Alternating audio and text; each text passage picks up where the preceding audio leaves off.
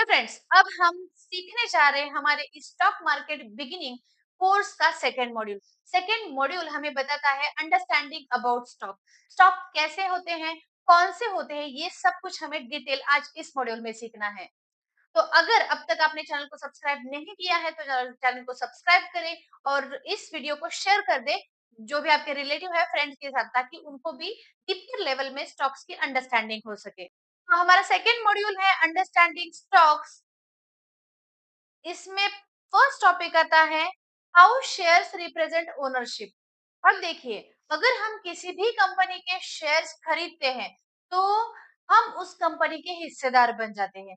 As a share holder जो भी हमें लेटर आता है वो हमें ऑथेंटिक लेटर होता है कि आप भी इस कंपनी के शेयर होल्डर हो, यानी भागीदार हो, हिस्सेदार हो। और उसी के तहत हमें जो भी कंपनी प्रॉफिट करती है उसका डिविडेंड के रूप में हमें वो प्रॉफिट मिल जाता है, या फिर अगर कंपनी ग्रोथ करती है तो हमें उसकी शेयर प्राइस बढ़ने से भी हमें उसकी वैल्यू मिल जाती है, प्रॉफिट मिल जाता है।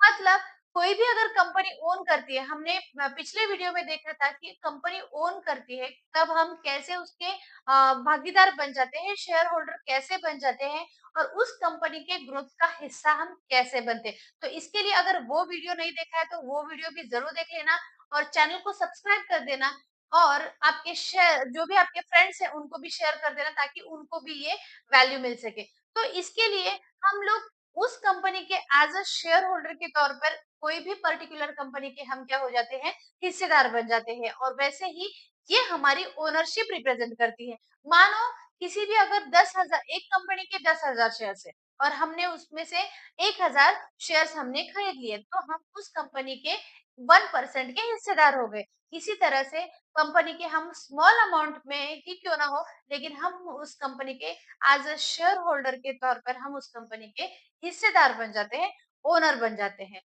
टाइप में देखें, पहले तो 5 टाइप मेनली डिवाइड हो जाते हैं: common stock, preferred stock, dividend stock, penny stock और ब्लू चिप स्टॉक। उसमें कॉमन स्टॉक जो होते हैं वो आम तौर पर जो स्टॉक्स होते हैं वो होते हैं, वो इसमें बहुत सारे स्टॉक्स की कैटेगरी रहती है। लेकिन इस जो भी कॉमन स्टॉक है उसमें शेयर होल्डर को वोटिंग के राइट्स रहते हैं। मतलब कोई भी अगर मैनेजमेंट का डिसीजन है तो उसके लिए शेयर होल्डर्स वोट कर सकते हैं और इसके लिए हमें वो लेटर या ईमेल आ जाता है हमारे मेल पे। तो इससे क्या कर सकते हैं, हम वोटिंग वहां पे कर सकते हैं। डिविडेंड इस स्टॉक में डिविडेंड मिल भी सकता है, नहीं भी, वो कंपनी के अपने अपने मैनेजमेंट पे डिसाइड करता है कि डिविडेंड देना है या नहीं देना है। मतलब इसमें नेसेसरी नहीं होता। एसेट को बेचने पे वैल्यू मिलती है लेकिन बाद में मिलती है, अगर कंपनी मानो प्रॉफिट नहीं जनरेट कर पाई और फिर जो भी एसेट्स है उनके अगर बेचने पड़े तो क्या होता है कि पहले शेयर होल्डर को उसकी वैल्यू नहीं मिलती, लेकिन हाँ, बेचने पर अगर उन एसेट की अच्छी वैल्यू मिलती है तो शेयर होल्डर को वो ट्रांसफर कर दी जाती है। प्रेफर स्टॉक में इसके ठीक उल्टा होता है कि प्रेफर स्टॉक में शेयर होल्डर को वोटिंग के कोई राइट्स नहीं रहते। मतलब वो किसी भी मैनेजमेंट के डिसीजन के ऊपर वोट नहीं कर सकता। इसमें फिक्स डिविडेंड मिलता है कि जो भी डिसाइड किया है मैनेजमेंट ने वो जितना, मतलब 0.60%, 0.50%, 2% या 5% जितना भी किसी भी कंपनी ने अगर डिविडेंड तय किया है तो वो उतना फिक्स डिविडेंड प्रेफर्ड स्टॉक्स में मिल जाता है। एसेट को बेचने पे पहले पेमेंट मिलता है। अब इसमें क्या होता है कि एसेट को बेचने पे अगर कॉमन कॉमन स्टॉक्स में क्या होता है कि एसेट को बेचने पे बाद में पेमेंट मिल जाता है, लेकिन प्रेफर स्टॉक में इसका अगर कंपनी काम अच्छे से वर्क नहीं करती या फिर कोई भी जो भी यूजेबल यूजेबल चीजें नहीं है वो अगर वो निकालती है तो पहले उनका पेमेंट हो जाता है। इसमें बहुत अच्छी बात तो ये है कि इसमें फिक्स डिविडेंड मिलता है और इस वजह से रेगुलर इनकम भी रहता है। डिविडेंड स्टॉक्स वही है जो डिविडेंड स्टॉक्स होते हैं, उनमें क्या होता है, खास तौर पर अच्छा खासा डिविडेंड मिल जाता है। मे भी ग्रोथ रेट उसमें कम हो सकता है, लेकिन उसमें डिविडेंड अच्छा मिलने की वजह से काफी ज्यादा प्रॉफिट जनरेट हो जाता है और वो प्रॉफिट हमारे बैंक में ट्रांसफर हो जाता है। मतलब उनका अगर क्वार्टरली हो, किसी कई कंपनियों को क्वार्टरली भी हो सकता है, हाफ ईयरली भी हो सकता है या फिर ईयरली भी हो सकता है। तो ये सुना होगा तो राकेश झुनझुनवाला का बहुत ज़्यादा इनकम जो है वो डिविडेंड के ज़रिए होता है, कि उनको बहुत सारी कंपनीज़ से जो जो जहाँ पे उन्होंने इन्वेस्ट किया था वहाँ से उनको डिविडेंड मिलता है, और डिविडेंड मिलना यानी एक रेगुलर इनकम हुआ हुआ। जैसे कि अगर आप ठीक से अच्छे से मैनेज कर ले तो वो डिविडेंड आपके एज़ अ सैलरी आपके अकाउंट में जमा हो सकता है। मतलब ये आपको रेगुलर इनकम देता रहेगा। बहुत सारे पीएसयू स्टॉक्स ऐसे हैं जहाँ पे हमें डिविडेंड मिलता है, और वो ईयरली, हाफ ईयरली या फिर क्वार्टरली भी हमारे अकाउंट में जमा हो जाता है। पेनी स्टॉक्स कौन से हैं? तो पेनी स्टॉक है जिनकी प्राइस शेयर प्राइस काफ़ी ज़्यादा लेस रहती है, मतलब ₹10 से भी कम हो सकती है। इनकी शेयर प्राइस बहुत ज़्यादा कम होती है, इसलिए इन्हें पेनी स्टॉक कहा जाता है, मतलब छोटे तौर पे होने वाले स्टॉक। तो इनके क्या होता है, फंडामेंटल्स थोड़े नाजुक हो जाते हैं, मतलब इतने अच्छे नहीं होते, लेकिन फिर भी ऐसा नहीं कि कोई कंपनी वर्क ही नहीं करती। कंपनी वर्क भी करती है, लेकिन हमें वहाँ पे बहुत अच्छे से एनालिसिस करना पड़ता है। ठीक से देख के हमें पेनी स्टॉक में इन्वेस्टमेंट करनी पड़ती है, क्योंकि जहाँ जैसे देखा जाए कि उसमें हाई रिटर्न्स बनने के चांसेस होते हैं, क्योंकि आपने सुना होगा कि राकेश झुनझुनवाला ने ₹3 का टाइटन का शेयर लिया था, और आज की प्राइस उनकी बहुत ज्यादा है। आप चेक कर लेना और कमेंट में मुझे जरूर बताना कि आज टाइटन की शेयर की प्राइस कितनी है। तो बहुत ज्यादा टाइटन की शेयर की प्राइस है। तो ये जो पेनी स्टॉक है वो हाई रिटर्न्स देते हैं, लेकिन उसमें बहुत ज़्यादा रिस्क भी हो सकती है, क्योंकि वो किसी भी सर्विलियंस के द्वारा चेकआउट नहीं किए जाते, वो ऐसे ही होते हैं और उनके फंडामेंटल्स नाजुक हो सकते हैं। तो इसके लिए पेनी स्टॉक में अगर आप इन्वेस्ट कर रहे हो तो you have to take care of something, और आपको अच्छे से एनालिसिस करना आना बहुत ज़्यादा ज़रूरी है। ब्लू चिप स्टॉक्स की गुड रेपुटेशन रहती है, ये वैल्यू स्टॉक होते हैं, इनके फंडामेंटल्स काफ़ी मजबूत होते हैं, जो बहुत लॉन्ग टर्म में अच्छा जिन कंपनियों ने वर्क किया होता है, तो इसके लिए इनमें रिस्क बहुत कम रहती है, और लॉन्ग टर्म रिटर्न्स बहुत ज्यादा बनने के चांसेस होते हैं। मतलब अगर बहुत सारे जो भी स्टॉक मार्केट गुरुज है वो भी कहते हैं कि इसमें जो ब्लू चिप स्टॉक्स है उसमें लॉन्ग रिटर्न बहुत ज्यादा जनरेट होते हैं, और वहीं पे ज्यादा कंपाउंडिंग भी वर्क करते हैं। लाइक एप्पल, माइक्रोसॉफ्ट, ये कंपनी बहुत सालों से वो काम कर रही है, मार्केट में है, और वो मोनोपोली क्रिएट किए हुए हैं कि इन कोई भी रिप्लेस नहीं है। जो जो भी कंपनी ऐसे मोनोपोली क्रिएट करी हुई है और जिनका रिप्लेसमेंट नहीं इजीली अवेलेबल नहीं हो सकती, ऐसे जो कंपनियां हैं वो ज्यादातर ब्लू चिप स्टॉक्स होते हैं, और उनका वैल्यू उनकी कंपनी में वैल्यू होता है कि वो बहुत ज्यादा लॉन्ग टर्म में रिटर्न हमें जनरेट करके दे सकती है। हम लोग चलते आपको भी स्टॉक्स के बारे में बहुत कुछ पता चला। अब हम चलते हैं कि मार्केट कैपिटलाइजेशन कैसे होते हैं। बहुत सारी तो कंपनियां इंडिया में भी लिस्टेड हैं, एनएससी पे हैं, बीएससी पे है, लेकिन हम लोग कैसे उन्हें डिवाइड करेंगे? तो हमें करने की कोई जरूरत नहीं है। यहाँ पे एनएससी ने, बीएससी ने ऑलरेडी ये डिवाइड किया हुआ है कि मार्केट कैप जिनका जैसा रहेगा, उस हिसाब से मार्केट कैपिटलाइजेशन के हिसाब से कंपनी को डिवाइड किया जाता है।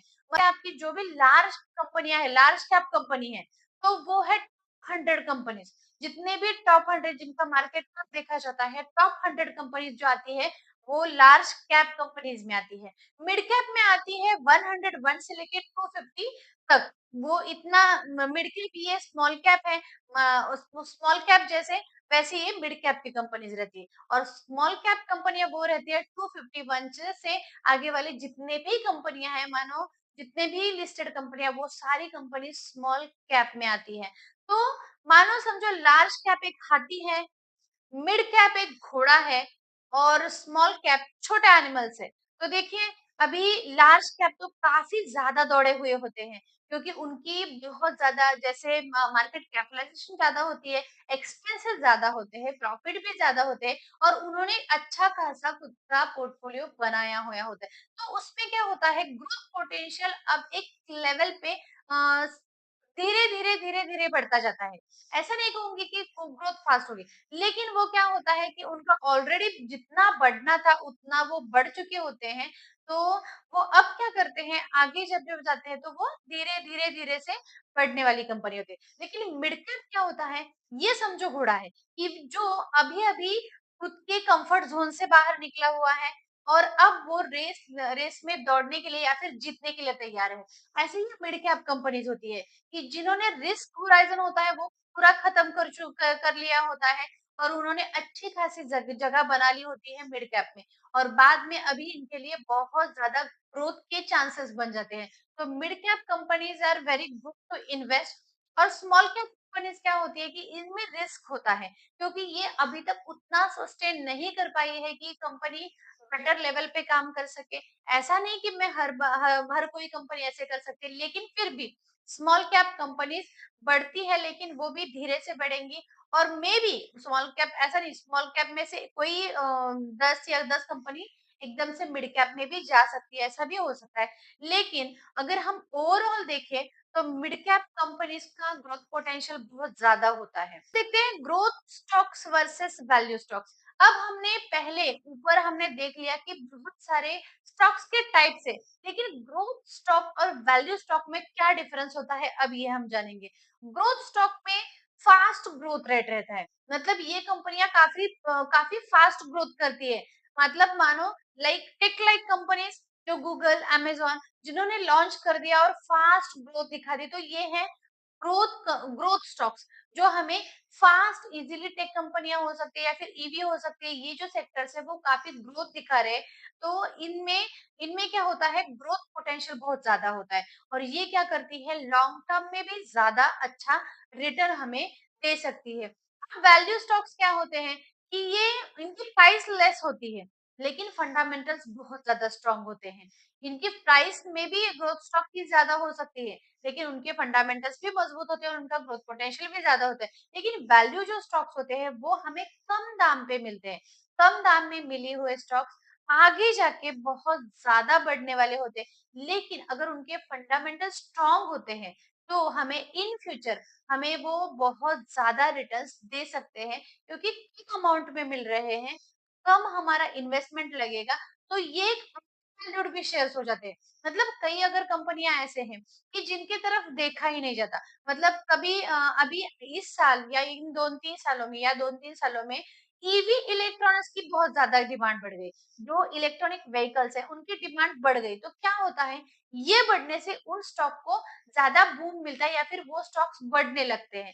तो ये स्टॉक्स पहले कहाँ थे, मतलब 3 साल पहले या फिर 4 साल पहले वो स्टॉक कहाँ थे, एब्सोल्यूट स्टॉक परफॉर्म कर रहे थे। मतलब उनकी प्राइस वैल्यू बहुत ही कम थी। या फिर रिन्यूएबल एनर्जी भी देख सकते हैं। रिन्यूएबल एनर्जी सेक्टर में जब हमारे गवर्नमेंट ने रिन्यूएबल एनर्जी पे काफी फोकस किया, तब जाके रिन्यूएबल एनर्जी के स्टॉक्स बढ़े। मतलब अगर नहीं आपको पता है तो आप देख लेना कि एनटीपीसी की पहली उनकी वैल्यू कितनी थी, शेयर प्राइस की वैल्यू कितनी थी। ये काफी लंबे समय से ये स्टॉक बहुत से ऐसे एनर्जी सेक्टर के स्टॉक्स हैं जो अपने लोअर प्राइस पे ही ट्रेड हो रहे थे। तो ये क्या हो जाता है, लेकिन ये वैल्यू स्टॉक होते हैं क्योंकि ये आगे चल के वैल्यू प्रोवाइड करने वाले होते हैं या फिर ये अच्छे बिजनेस जनरेट करते हैं। मतलब अगर विंड एनर्जी में कोई काम कर रहा है, कोई भी कंपनी विंड एनर्जी में काम कर रही है, तो वो कंपनी अच्छी खासी वैल्यू प्रोवाइड करती है क्योंकि विंड एनर्जी से काम करने से इलेक्ट्रिसिटी अदर भी बहुत सारे सोर्सेस है जो मिल जाते हैं। तो ये कंपनी एक वैल्यूएबल कंपनी, लेकिन फिर भी मार्केट में उतनी डिमांड न होने की वजह से या फिर उनका इन्वेस्टर की सेंटीमेंट की वजह से क्या होता है, वो सेक्टर काफी अंडर वैल्यूड परफॉर्म करते हैं। तो ऐसे सेक्टर में अगर हम लोग अब इन्वेस्ट करते हैं तो आगे चल के वहां पे भी हमें बहुत अच्छा प्रॉफिट जनरेट हो सकता है। दोस्तों स्टॉक्स के बारे में तो पता चल गया, अब एक मार्केट ट्रेंड के बारे में जानेंगे क्योंकि ये जानना बहुत ज्यादा जरूरी है कि कैसे होते हैं मार्केट ट्रेंड्स। अब क्या रहता है, मतलब कभी कभी देखिए अभी लास्ट 1.5 साल से मार्केट अप ट्रेंड में है, मतलब बुलिश है। मतलब ऊपर ही जा रहा है, ऊपर ही जा रहा है। देखा होगा आपने कि 22,400 या फिर 20,000 था शायद, 20,000 से निफ्टी हमारा अभी 24,150 पे ट्रेड कर रहा है। मतलब ये क्या हुआ, अभी जो मार्केट ट्रेंड है वो अप ट्रेंड है, मतलब उस ट्रेंड को बुलिश कहा जाता है। कि बुल कैसे, आगे ही ऊपर ऊपर देखे जाता है, वैसे ही बुलिश ट्रेंड कहा जाता है। कभी कभी मार्केट डाउन ट्रेंड में भी हो जाता है। अब होता क्या है, कभी कभी मार्केट बहुत लंबे समय के लिए डाउन ट्रेंड में रहता है। थोड़ा सा अप आएगा लेकिन फिर से डाउन होगा, थोड़ा सा अप आएगा लेकिन फिर से डाउन होगा। ऐसे डाउन ट्रेंड में भी मार्केट चलता है, तब उसे बियरिश मार्केट कहा जाता है। मतलब अगर कोई ग्लोबल इवेंट होता है या फिर कोई क्राइसिस होते हैं, ग्लोबल क्राइसिस हो जाते हैं, तो मार्केट पे अगर उसका इम्पैक्ट पड़ता है तो वो डाउन ट्रेंड में चला जाता है, मतलब बियरिश मार्केट हो जाता है। तो इस टाइम पे भी हमें सस्टेन करना बहुत ज्यादा इम्पोर्टेंट होता है, क्योंकि मार्केट में पेशेंस और भरोसा रखना बहुत ज्यादा जरूरी है। क्योंकि अगर हम नीचे अप ट्रेंड में या डाउन ट्रेंड में अगर हम लोग ज्यादा प्रॉफिट या फिर ज्यादा लॉस देके अगर हम इम्पेशेंट हो जाते हैं, तो हम हमारा इन्वेस्टमेंट गवा देते हैं या फिर हम अच्छा प्रॉफिट जनरेट नहीं कर सकते। तो इसके लिए हमें पेशेंट रहना बहुत ज्यादा जरूरी है। और इसी के साथ साथ एक और ट्रेंड है जो है साइडवेज ट्रेंड। साइडवेज ट्रेंड क्या होता है? उनका सपोर्ट और रेजिस्टेंस। कोई भी स्टॉक एक सपोर्ट क्रिएट करता है और एक रेजिस्टेंस क्रिएट करता है, और लॉन्ग टर्म के लिए वो स्टॉक उसी सपोर्ट और रेजिस्टेंस में ही चलता रहता है। तो वो वहीं पे जाएगा। अगर वो सपोर्ट को तोड़ता है तो वो नीचे जा सकता है, और वो अगर रेजिस्टेंस को तोड़ता है तो वो ट्रेंड में जा सकता है। लेकिन बहुत सारे स्टॉक्स ऐसे भी हैं जो अगर न्यूज में नहीं आते हैं, कोई भी अच्छी न्यूज नहीं आती है मार्केट में, तो क्या होता है, वो साइडवेज ट्रेंड में चले जाते हैं और सपोर्ट और रेजिस्टेंस के बीच में फंस जाते हैं। ये हमने आज डिटेल में समझा है कि कैसे स्टॉक्स को समझते हैं, कौन-कौन से स्टॉक्स होते हैं और हमें किस स्टॉक्स में इन्वेस्ट करना है। अभी तक तो आपकी स्टॉक्स के बारे में पूरी पिक्चर क्लियर हो चुकी होगी। I hope you like this video, so do share, subscribe this channel and like button पे भी प्रेस कर देना। अगर आपको इतनी सी भी वैल्यू मिल रही है तो जरूर ये शेयर करें आपके फ्रेंड के साथ, फैमिली के साथ, रिलेटिव्स के साथ। Thank you so much. मिलते हैं नेक्स्ट मॉड्यूल में।